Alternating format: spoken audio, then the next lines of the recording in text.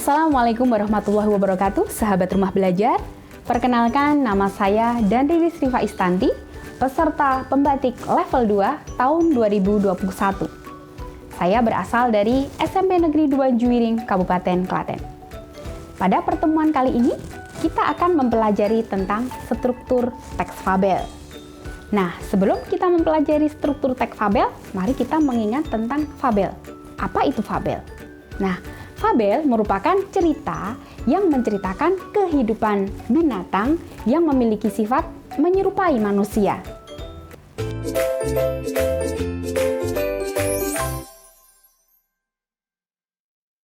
Baik sahabat rumah belajar, sebagaimana yang telah disampaikan di pembuka tadi, materi kita adalah struktur teks fabel.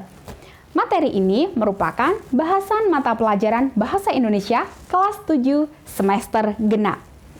Tujuan kita mempelajari materi ini adalah setelah mempelajari materi mengenai struktur teks fabel, sahabat rumah belajar dapat menelaah struktur teks fabel. Sahabat rumah belajar, teks fabel memiliki 4 bagian atau struktur. 1. Orientasi. Orientasi merupakan bagian awal cerita yang berfungsi sebagai pembuka. 2. Komplikasi. Komplikasi merupakan bagian inti cerita yang berisi permasalahan yang terjadi di dalam cerita. 3. Resolusi. Resolusi merupakan bagian yang menggambarkan penyelesaian masalah. Yang keempat, koda. Koda merupakan bagian akhir cerita yang biasanya berupa kesimpulan atau pesan pengarang. Sahabat rumah belajar, untuk memudahkan kita mengingat struktur teks fabel, mari kita persingkat menjadi O dan resik.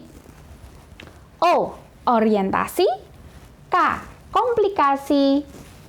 Resolusi. Dan koda. Baik sahabat rumah belajar, mari kita menelaah struktur teks fabel dari cerita yang berjudul Gajah yang Baik Hati.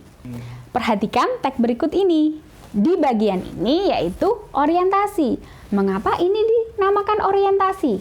Karena di dalam bagian ini memaparkan tentang latar dan tokoh. Latar di dalam bagian orientasi itu ada latar tempatnya di hutan. Kemudian ada latar suasana terik. Nah, secara tersirat, terik itu menyiratkan bahwa hari itu adalah siang hari. Ada latar tempat, ada latar suasana, dan ada latar waktu. Kemudian muncul juga tokoh. Siapa tokohnya? Yaitu kancil. Baik, bagian yang kedua. Perhatikan. Nah, di bagian yang kedua itu adalah komplikasi. Mengapa ini disebut bagian komplikasi?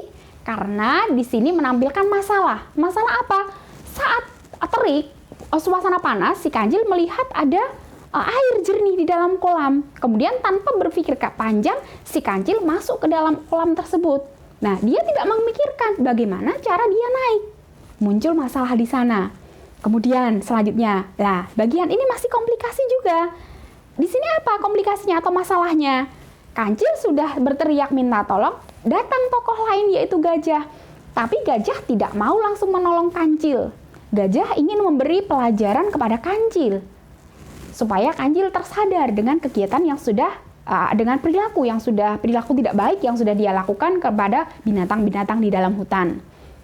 Nah, ada komplikasi. Kemudian bagian yang ketiga yaitu resolusi. Resolusi penyelesaian masalah. Gajah datang kembali ke tempat kancil berada. Kemudian gajah menyampaikan kepada kancil, "Kancil, aku akan menolongmu. Asal kamu berjanji tidak akan menipu atau menjaili teman-teman di hutan." Nah, kancil berjanji mau kancil untuk tidak melakukan perbuatan jahat lagi. Akhirnya gajah menolong kancil. Bagian yang keempat yaitu koda. Nah, koda itu berisi kesimpulan dan pesan pengarang. Di dalam cerita ini muncul kesimpulannya, kancil tidak melakukan perbuatan yang jelek lagi. Sekarang kancil berperilaku baik atau terpuji. Dari sini juga secara tersurat pengarang menyampaikan pesannya. Kita harus berhati-hati dalam bertindak supaya tidak celaka. Sahabat Rumah Belajar, itu tadi materi tentang struktur teks fabel. Tetap semangat, salam rumah belajar. Belajar di mana saja, kapan saja, dengan siapa saja. Wassalamualaikum warahmatullahi wabarakatuh.